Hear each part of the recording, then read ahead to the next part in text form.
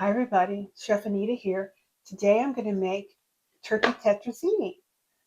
I cook every week for a food pantry, for the food pantry volunteers, and so I wanted to show you what I'm going to make for them this week. And a tetrazzini is a way to use up leftover.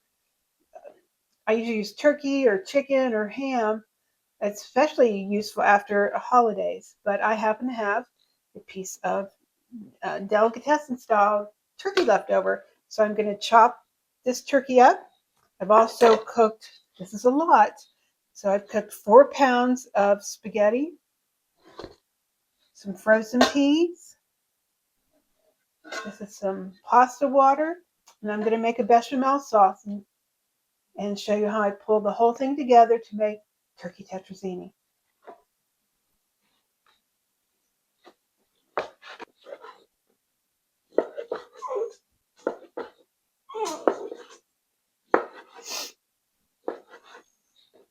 Okay, so I've chopped up all this turkey, and you can use Thanksgiving turkey or rotisserie chicken, just shred it up. I just chopped this up because it's, from a deli. So it's a big hunk of turkey. So I chopped it up. You can break them up if they're too big. So now I'm going to make a bechamel sauce. Follow me to the stove.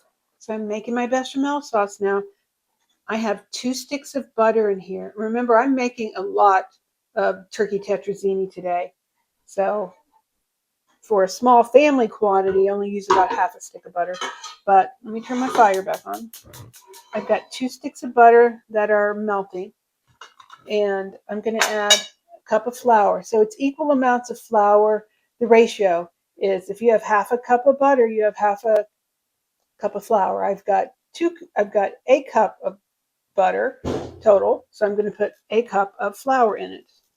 It wasn't quite a full cup. Let me get a little bit more. So bechamel sauce is a white, creamy sauce used in a lot of recipes. Um, it's used constantly in a commercial kitchen. I use it in lasagna a lot. Lasagna, macaroni and cheese, both of which I'm going to teach you how to make. But this is going to be the star of our turkey tetrazzini.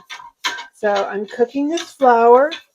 This is called a white sauce or a blonde sauce. You don't want it to brown. And to this flour and butter mixture, I'm going to add some spices because you want to cook your spices along with your flour mixture. I'm going to add, for this pot, about a teaspoon of white pepper.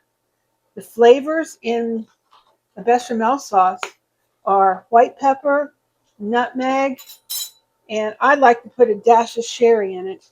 I'm going to put my nutmeg in now. I love fresh nutmeg, so I'm just going to use my little microplane. Oops, there it goes in there. Let me get that out. Okay, microplane zester here. For this large pot, I'm easily going to add half a teaspoon of nutmeg. Okay, put that over there. And some of Mo and Anita's house seasoning that I showed you how to make the other day. Thank you for the people that asked about this seasoning. Okay, I'm going to put about a tablespoon and a half. So that's my Redmond real salt, black pepper, white pepper, garlic powder, and onion powder mixture. And cook this a couple minutes, but don't let it brown. Okay? Okay, so this is what your bechamel sauce should look like.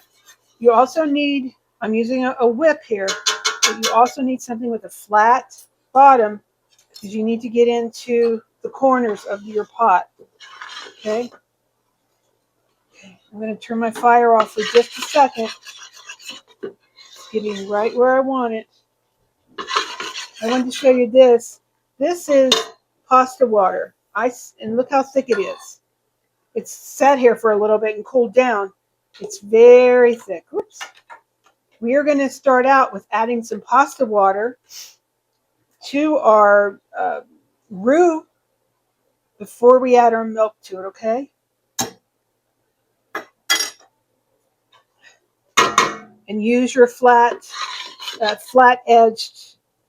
spoon or whip, whatever you're going to use. I'm going to add probably a couple cups full in here. There we go. And bring that back up to a boil, making sure that you're getting those corners. Okay, now start adding your milk in.